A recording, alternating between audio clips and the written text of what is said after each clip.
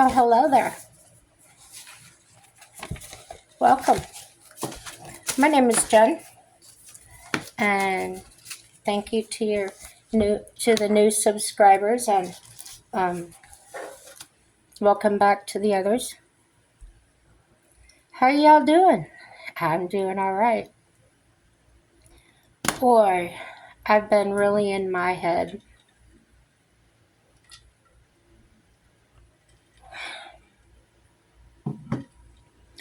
And for those of you that might be worried about me, I did eat today. I made a smoothie with oh,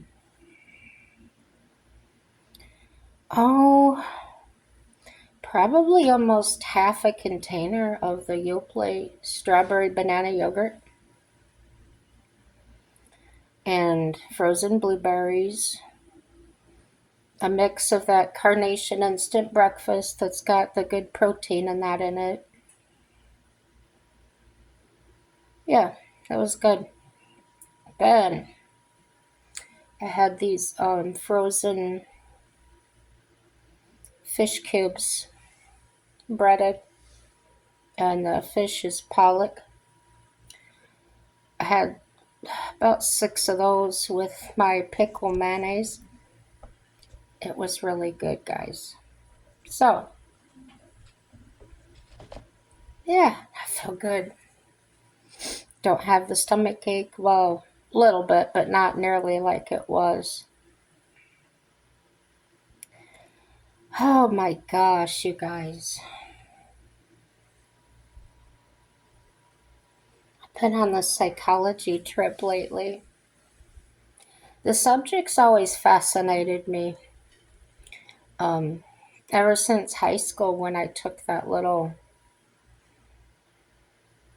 I don't know, some kind of psychology class. We got to go visit a state hospital.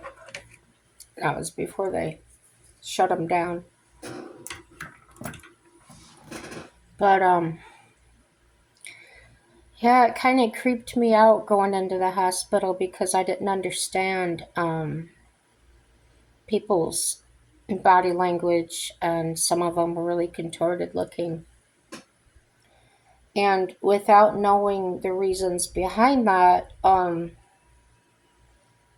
it really is kind of intimidating or scary.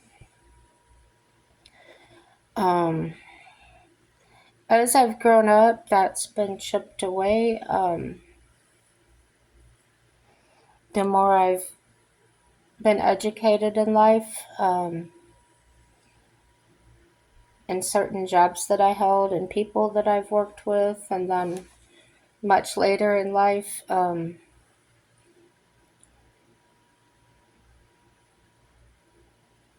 discovering some mental illness in myself that had developed. It's probably always been there, but as we grow older, um, the symptoms become more prominent, and they can overtake us and dominate us as they grow. One thing that can make them grow even faster is if you're the type of person that takes your medication for a little while, then say, oh, I feel better, I don't know, I don't need it.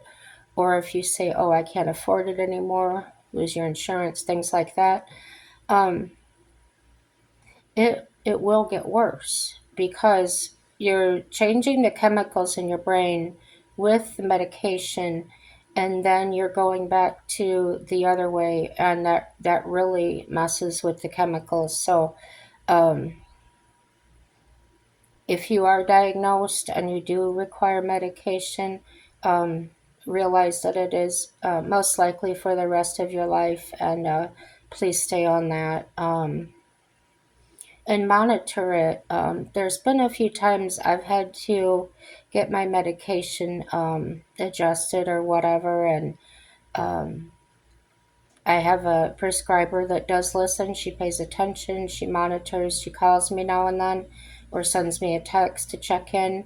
Um, a responsible prescriber, and please find somebody like that. if they're worth their weight, they will be responsible. And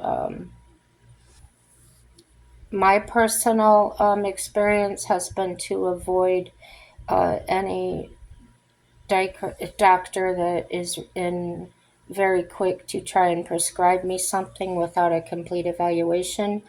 Um, I suggest requesting genotesting to find out the drugs that are most likely to work with your genetic system. Um, Keep in mind that is not absolute, that testing, but it narrows it down to the most likely drugs that will or will not work with your system. Um, yeah, I did learn by that the medications that I had been given in the past that did not work or made me feel worse were in fact on that list of drugs that would not work with my system most likely. So for me, there was truth in that, and my experience was good. The prescriptions that she gave me did work with me. The dosage had to be tweaked a little bit, but that wasn't immediately. That was after several weeks or months of using them to surely evaluate how they were changing me, how they were affecting me. Um, Now I feel the best I've ever felt since I was, well, before I started having life troubles.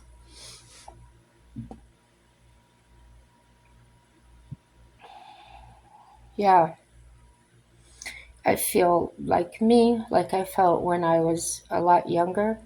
Um, I'm not having the intrusive thoughts. And the thoughts were caused by fears that I had developed. So, a fear, the more I thought about it, it became reality and it became a real thing to me. I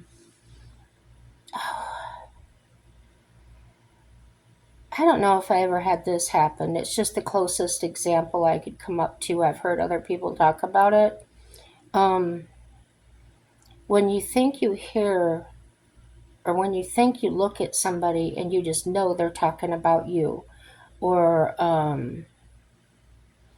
they're judging you, what you did wasn't good enough. And we can all have those thoughts. The difference is with a mentally challenged person, or they're having some kind of I don't know what you call it, a short circuit or a chemical imbalance, whatever it may be. Um, those seem more intense. They seem more absolute. They don't just like they're not like a fleeting thought or temporary. Um, and as each time those encounters come, that becomes more real and intense, and they tend to back up back to back rather than being individual events. So it soon becomes a thought where everybody's talking about me or everybody hates me or um, those are just examples right off the top of my head. um, I don't have those, but the reason I thought about them is because during one of my pre-evaluations I was asked those kind of questions. So yeah, I didn't have those type of problems. Yeah, so the best way to find out, and if you're afraid to go to a psychiatrist or therapist, just go to your doctor. Talk about these things, and maybe it's just saying it out loud is all you needed. Um, and just because if you're diagnosed with a mental illness, it doesn't mean there's something wrong with you, okay? I hope I'm a good example of that. I've been diagnosed with schizophrenia. Um, But I hope you can see through my videos that I'm normal, okay? The medication works. I take my medication every evening, and I don't hear voices. I've never heard voices, okay? I never talk to myself. Um, the type that I had was brought on by extreme life, dangerous situations, and I have severe PTSD, major depressive disorder, major sleep disorder, and anxiety as well. It's all kinds of trauma. So, but yeah, the medication alters the brain chemistry, and it doesn't allow those symptoms to come through. Now, I can't say they never come through as far as a reaction. So they don't prevent the way I might react to something, but it does calm it down. So a situation where I might totally freak out, go out screaming, running away, out of terror, that wasn't even that big of a deal. The medication helps me to control that reaction. So instead of that flight response or wanting to run away or isolate myself, uh, it helps me to slow down, consider my situation, count, do the alphabet backwards, whatever I have to do to get that anxiety to calm down and get my brain under my control instead of doing what it wants to do or simply acting off chemicals, adrenaline, um, and things like that. Okay, my form of schizophrenia being brought on by life circumstances the way it was. Um, how do I describe it? I was gaslit by my family, by my second husband.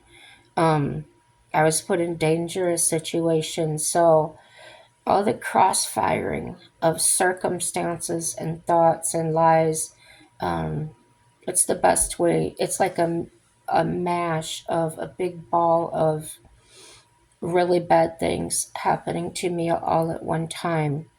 And it was over a pattern of years, um, being reintroduced over and over and over again, extreme psychological abuses and things. Okay. So, in order to deal with that, my brain decided to, I don't know how to describe it. I want to say it developed its own little realm, but it's not that.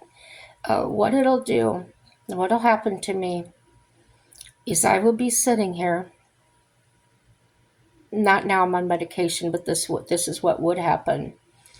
And I would have a whole conversation go in my mind, and I was actually daydreaming and imagining this conversation, and it never really happened.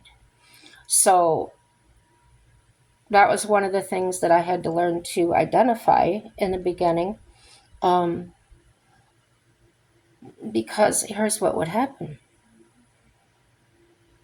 Because I was gaslit so much, I started realizing what was being done to me. I didn't know what it was called. I didn't know it was called gaslighting. So, as I became aware of that, I started investigating that further on my own without any help. And what I found out was the people that were doing this to me would get very angry. I mean, just don't mess with a narcissist. Don't confront them ever because they get really extreme. Okay, so now to get on to how schizophrenia um, led to depression. Well, I think I was depressed before that diagnosis, but either one, I think that they both run hand in hand. Um, when I was depressed, is when I found out that I started having these fantasy conversations, we'll call them that. And the conversations weren't designed in a way to be all happy, rainbows and sunshine. They were more of a realistic type of conversation, which was very easy for me to believe actually happened. So then when I would go to someone, a family member or my husband, somebody that I had had this conversation in my mind with, and I would ask them about something we talked about, they would look at me and say, I never said that. So in that way, I believed they were gaslighting me more or they were lying to me. And now that I understand it, I totally understand it. I'm fine with it. And I've learned how to use tools to identify whether I'm really being gaslit or lied to and whether it's something I imagined in my mind, okay? So, um, when you're going through that, as you grow older, can you imagine how that would become worse? Um, have you ever heard the term crazy old bat lady or, crazy guy or whatever? I believe that's how those things can happen. We go undiagnosed for so long. We're busy working, we're busy running about our lives, and we just don't realize there's anything wrong until one day everything seems to fall apart.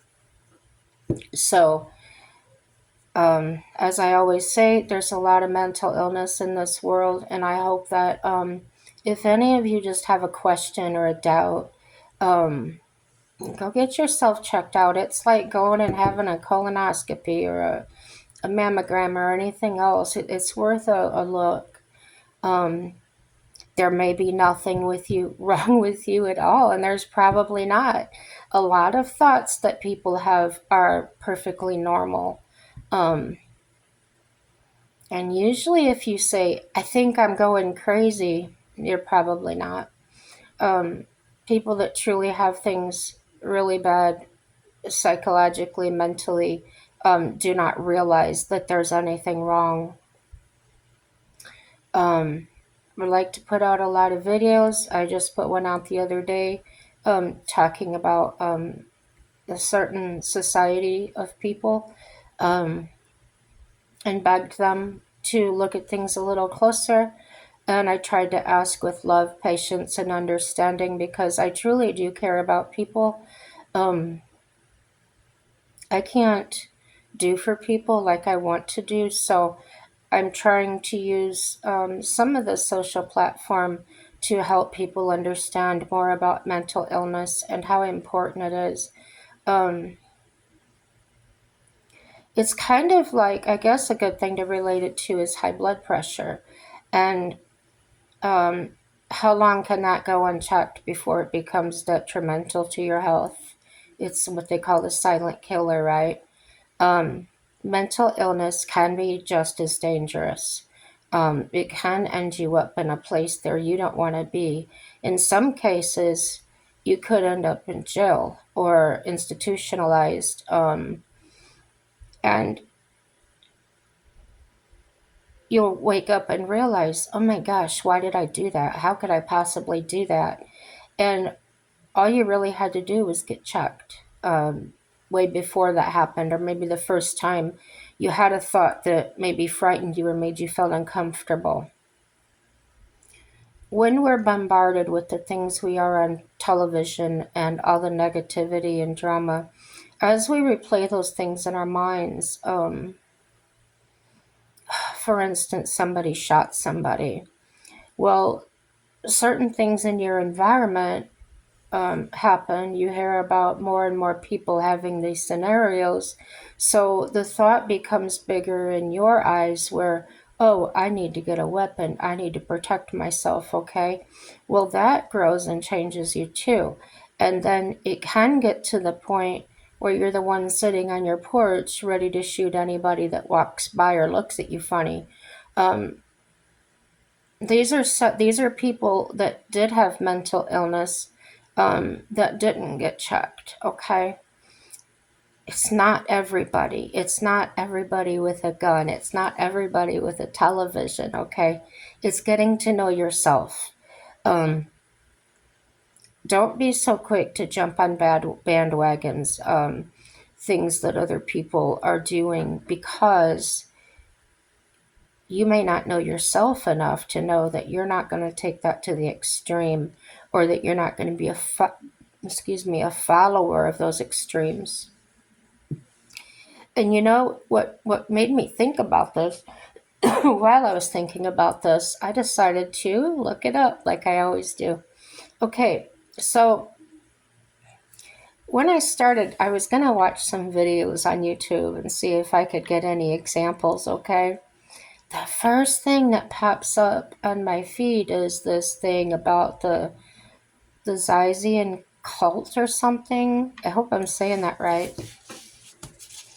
Yeah, I was like blown away. Like, what the heck is going on? And saying they're linked to 6 killings and ooh. So I started looking stuff up. Here I go. Definition of a cult: a religious sect generally considered to be extremist or false. Hmm.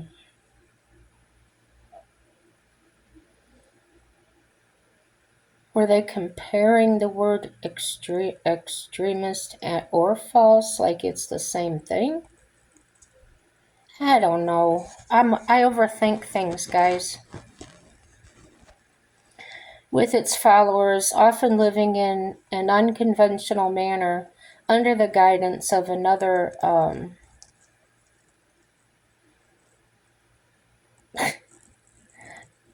of an authoritarian.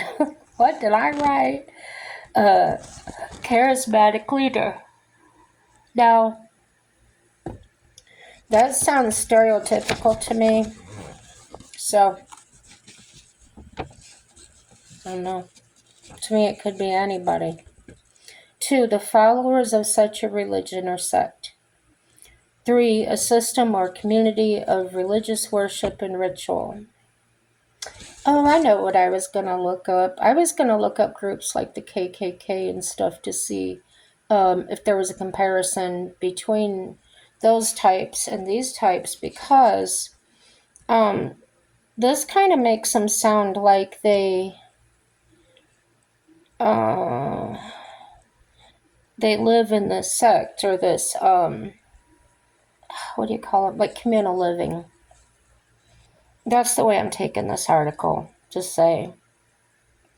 So that's why I've heard the KKK as being a cult, but I don't know that for a fact. I've also heard them referred to as a society, or, I don't know.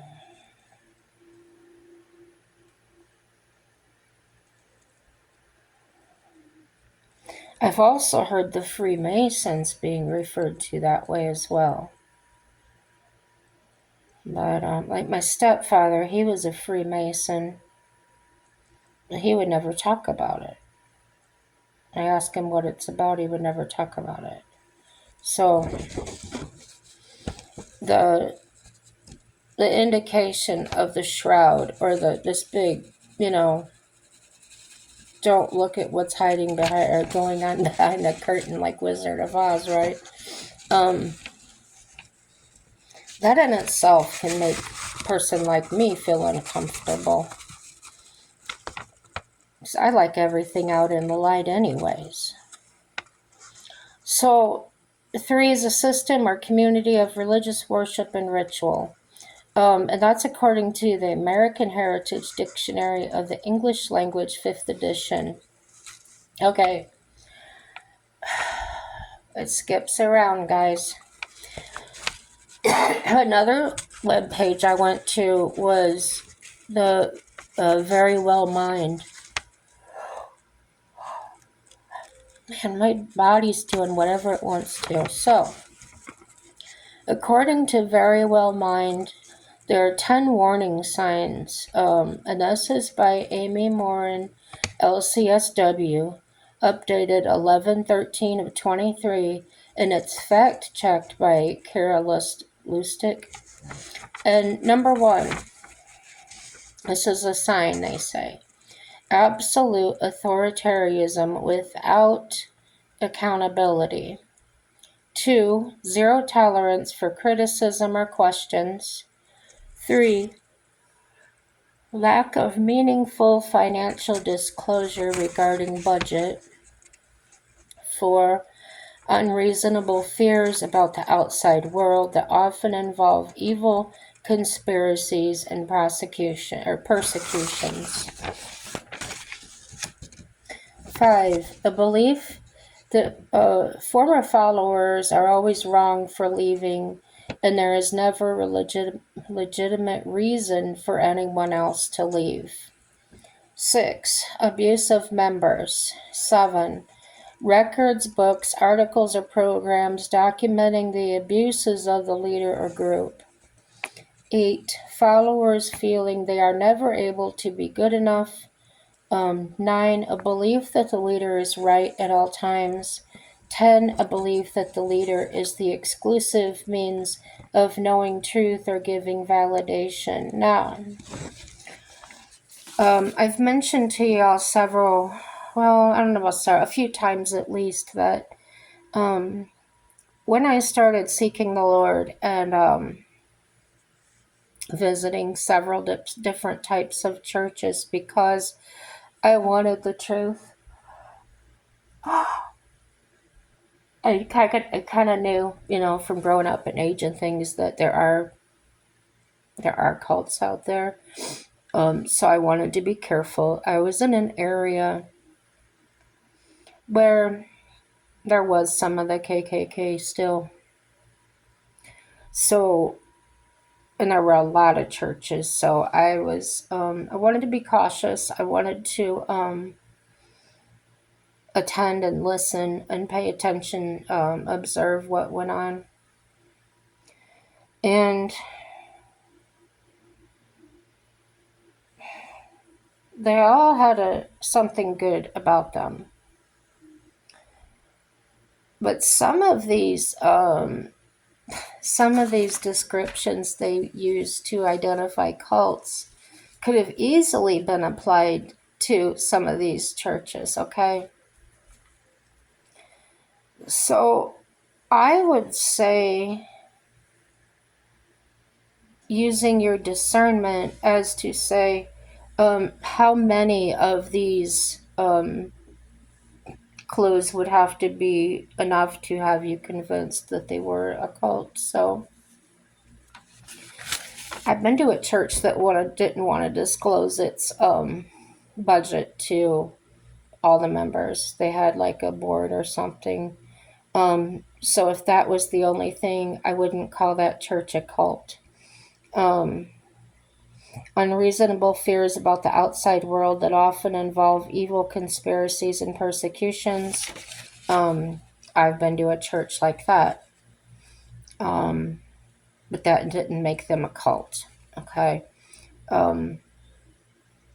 It wasn't extreme. It wasn't like, let's lock ourselves in. It wasn't like that. So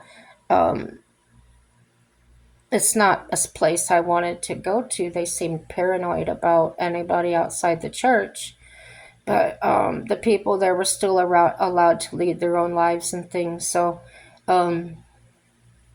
that to me seemed like it wasn't a place I wanted to attend, but I didn't see it as a cult either. 6, abusive members. Okay, I did not see that anywhere. 7, records, books, articles, or programs documenting the abuses of the leader or group. 8, followers feeling they are never able to be good enough. I've never attended a church like that, but I have heard stories that some people have felt like that. So 9, a belief that the leader is right at all times. If you're in a place where you're not comfortable feeling like you're allowed to ask questions, for instance, the Baptist church I told you about that I just had a question about something in Bible study, and the man got very upset, didn't want to talk to me, wouldn't even let me ask the question. Um, Very unreasonable. So I don't know. I don't know a lot about Baptists, so I don't know if that was normal. I do know that he also threw his son out on the street at 17 years old and shunned him um, for something I would consider very minor. It wasn't a earth-shattering wrongdoing. So a belief that the leader is the exclusive means of knowing truth or giving validation. Okay, cults are dangerous because they typically rely on deceptive and authoritarian practices to make members dependent on and obedient to the group. Um, Cults often cut members off from other forms of social and financial support and psychological risk to members of the group. So, you know, that was done to me in relationships. Being cut off from your friends and things you like to do. I like to go out line dancing, and that was put to a halt by that person. So, why do people join cults? To those on the outside, it can be difficult to understand why anyone would join a cult.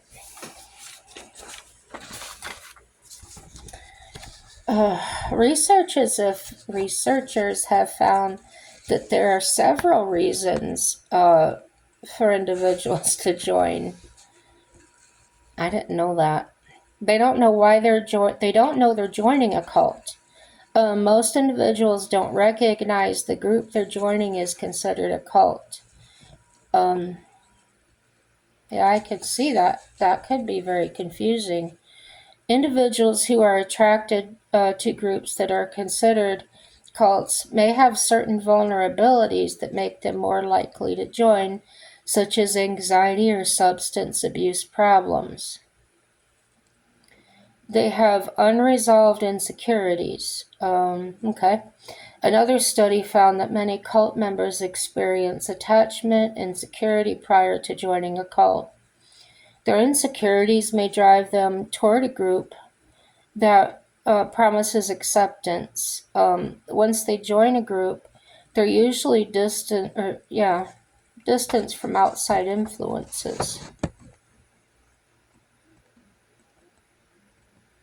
I think I did see it was either a movie or documentary or something that this one cult, that's how they got their members. A lot of them were having financial difficulties, or they lost their homes, or they didn't have family, and they pounced on those opportunities and convinced or told these people they would be taken care of. And so, yeah, I would imagine where they didn't feel like they had any alternatives, this might be really appealing to them. And they're not thinking at the time, well, I'm doing something bad or I'm joining something bad, because it's something that's serving their immediate needs. So, yeah.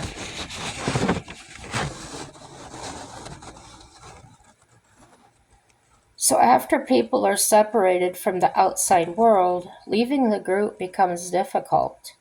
They often grow dependent on being in the group and develop suspicions of anyone outside the group. This is why some people suspect that cult members are quote unquote brainwashed. And there is some science behind this idea, as members are often told they are being persecuted by people outside the group. So, if you're the type of personality, or you might have a little bit of the illness, as we talked about, it might be easier to convince you of something because you're more eager to believe something different or alternative, rather than the realities of what you've been experiencing. It's an escape in your mind, it's an escape. So, related to the subject is coping with an insecure attachment style. And they're manipulated into joining. Major theories the members, remain in cults is mostly sociological. So leaders promise to reward them in some way. And from my understanding, if you're in this cult with all these people and you're working together, maybe you grow your own food in a commune, whatever it is, you start to bond through I may be saying this backwards, but if your leader is abusive, verbally or whatever, or they withhold stuff from you, you're going to bond with others that have experienced that. So in your bond, you become focused on what you bonded over because you don't want to lose that relationship, okay? So you could end up both staying there because maybe neither one of you thinks, we can get out of this. You might feel trapped already, or like, yeah. So leaders promise to reward them in some way, like move up the ranks within the cult, or convince them that something really good is going to happen to their special group. Some people believe those involved are more like victims than members, since they're often subjected to psychological manipulation tactics that lure them into making unhealthy decisions, including suicide in some cases. Getting out can be quite difficult, because they may have cut contact with the outside world, so it can be nearly impossible to get help. Others don't have financial resources to find a new place to go. And another article I found is named Social Cognition Psychotherapy. And I thought this kind of may have coincided with the cult state of mind, or how we observe things socially. So let's get into that. Social cognition in psychology, how we make sense of our social lives. And this is by Kendra Cherry, MSED, updated 2/18/25. And it was reviewed by David Sussman, PhD. Okay, are you the sort of person who is able to instantly pick up other people's moods? Can you spot unspoken tension between two people? Or can you tell who's feeling out of place and might need extra support? If so, you probably have a strong sense of social cognition, an ability that helps you read social cues, interpret emotions, and predict behavior. Social cognition, a subtopic of social psychology, involves how we process, interpret, and respond to social signals. Okay. These processes allow people to understand social behavior and react in appropriate and beneficial ways. People with conditions like autism or schizophrenia sometimes struggle with social cognition, but even being under too much stress can make it harder to interpret social interactions. In such situations, a social cognitive therapist can help people develop skills, understand social cues, and strengthens their emotional regulation abilities. So sounds pretty good explanation.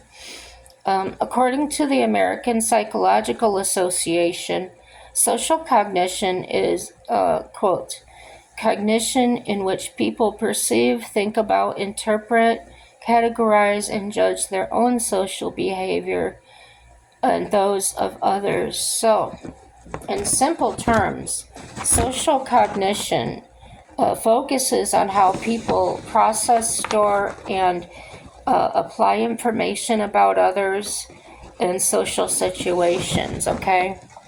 On its own, cognition involves thinking, perception, learning, and judgment. Social cognition focuses on the role that cognitive processes play in our social interactions, how we think, feel, and interact with the world around us. And there's types of social cognition here. They list social perception, such as perceiving a person's body language; social understanding, which involves decoding other people's mental state and intentions; and social decision making, or making decisions based on social context. So I thought of a good example of that. The social understanding. If we've been limited in our exposure to different people, people with disabilities, or people that don't act or talk the same as you.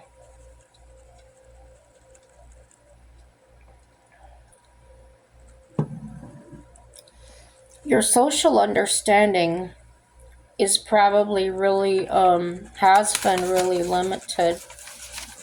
So therefore, that type of person or persons can make you feel so uncomfortable you just want to run away. Your mind can't comprehend that. And the reason you feel that way is because you've never seen it before. It's something new. So here's the social cognition processes. It involves many different processes. A few common factors that many experts often highlight include the processes involved in perceiving other people and how we learn about the people in the world around us. The study of the mental processes involved in perceiving, remembering, thinking about, and attending to other people in our social world. The reasons we attend to certain information about the social world, how it is stored in memory, and how it is used to interact with other people. Okay, so when I was younger, I think it started when I was a teenager, I would purposely walk up to people that were different. My friends thought I was crazy for that. They were afraid that something would happen, even though they couldn't identify it was whatever they imagined in their mind. However, because I exposed myself to those uncomfortable situations from the time I was younger, being around people now, or for instance, the time I was able to walk up to a schizophrenic man who was swinging a baseball bat, because I could read those, I had that social cognitive understanding of that situation. I was able to go and walk up and remove the bat from his hands and everything in a calm manner, okay? So the people that did not have that social understanding or those experiences, they were the ones screaming and freaking out, which made him worse. They didn't understand that, okay? So yeah, the social cognitive understanding, I believe, should never stop growing. We should never stop exposing ourselves to new things, different people, even cultures, because the more we understand, the more comfortable we're going to be around these people, and maybe be accused less of being prejudiced and the wild things that people come up with to say about different races and things. If you feel that way about certain races, if you feel some kind of way in the social world, I suggest strongly that you go investigate that and get the actual evidence of that. And don't have a state of mind that, oh, everybody's like that and I'm going to prove it. Okay, that's not true evidence. That's not true investigation. You have to have an open mind. You have to write down a list. This is what this is. This is what that is, and evaluate the evidence. Do the research, and then come to your conclusions. Okay. Let me see. The reasons we attend to certain information about the social world, how it is stored in memory, and how it is used to interact with other people. Okay, there's these things called social schemas or schemas. I don't know how they say it. It's schemas. Okay, they're another critical aspect of social cognition. They refer to our mental representations of social patterns and norms. These include information about societal roles and the expectations of different individuals within a group. We possess various social schemas, including self schemas, role schemas, person schemas, and object schemas that allow us to understand and navigate social situations. So I think that's kind of in line with what I was saying. I'm not sure. Key topics in social cognition, okay? It goes beyond being just a topic in social psychology. It serves as a method for examining any object or any subject through a social psychology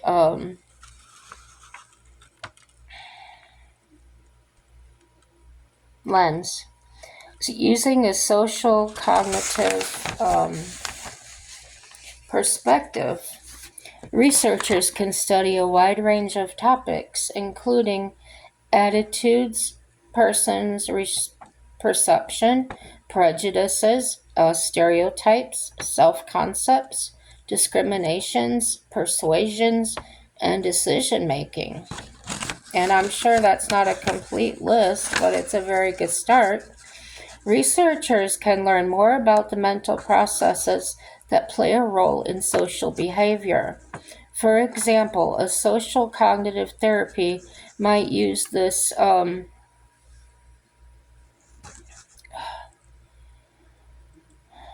sorry, my stomach's upset. Approach to help people recognize and reframe the harmful thought patterns that contribute to mental health challenges like anxiety or low self-esteem. Real life examples of social cognition, okay, is how do you form a first impression of someone? What meaning do you read into the other person's behavior? How do you attribute their actions? How does social cognition develop? Okay, disorders that impact social cognition, how the social cognition therapies can help. So those are all different topics in this article. There's also cultural differences, research and challenges, and future areas of study, challenges, and takeaways. Gosh, if you could get, maybe if,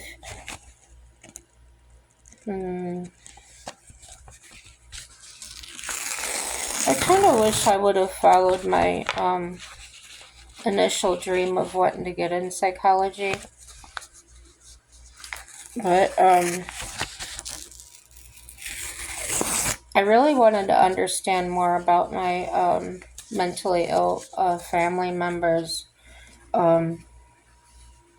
Not in a way that I wanted to help them, as I wanted to better understand them, to be able to communicate with them better.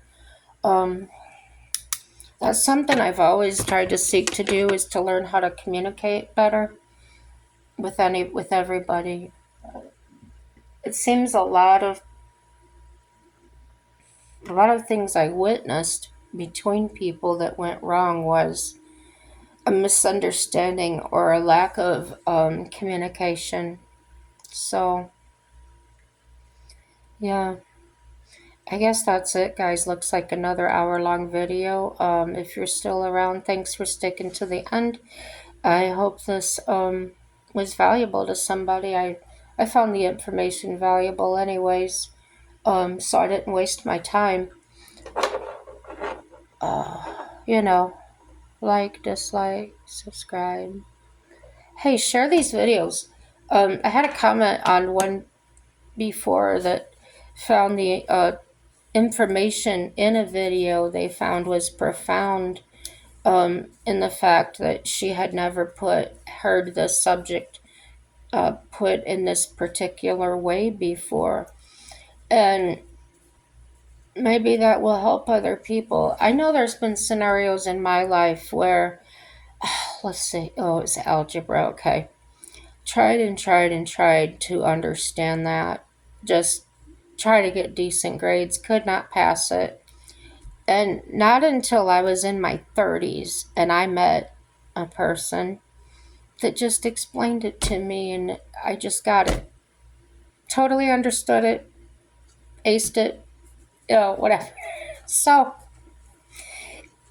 she's right. Sometimes it just takes hearing it in a different way, to get a better understanding of what it could be. And the same for you. You may, research into things that you think, and it doesn't, see, when I research things, I get an idea and I say, oh, I wonder if I'm correct in that, or if there's any actual facts to that. And that's when I begin to look and research that subject. And then I can tell you, well, this is what I thought, but this is what I found out. So I don't look, it's like I said about reading the Bible, don't look for things to back up what you say. Look for things that may disprove what you say or may approve what you say. However, you can't change the words. You can't change the meanings of the words. I recommend using the Bible, if you've read the whole thing, as a reference or a guide to make sure that I'm staying in line with the truth and what is real, and not some off-the-wall crazy idea, which is how people can start cults and things, right? So, like I said, I see things that all work in circles. Everything goes around, comes around. Years, decades, centuries. It's just going to keep going on and on and on until till Father comes back and says, "Oh, that's it." So I know one of the clues in the Bible was, in telling that he's going to come, was when there's nothing new. And there's nothing new on the earth. So it also says that no man will ever know the time. It also says there are many false prophets. So if you don't read the book and get to know our Father, we can all be misled severely. So stay close to Dad, and try not to be led astray by those that intend to harm you or kill your spirit. We weren't meant for that. We weren't made for that. So, yeah. You know what to do, guys, and everything is good. Even if it's bad, it's going to turn out for your good. Just wait and see. Have a happy day. Bye-bye.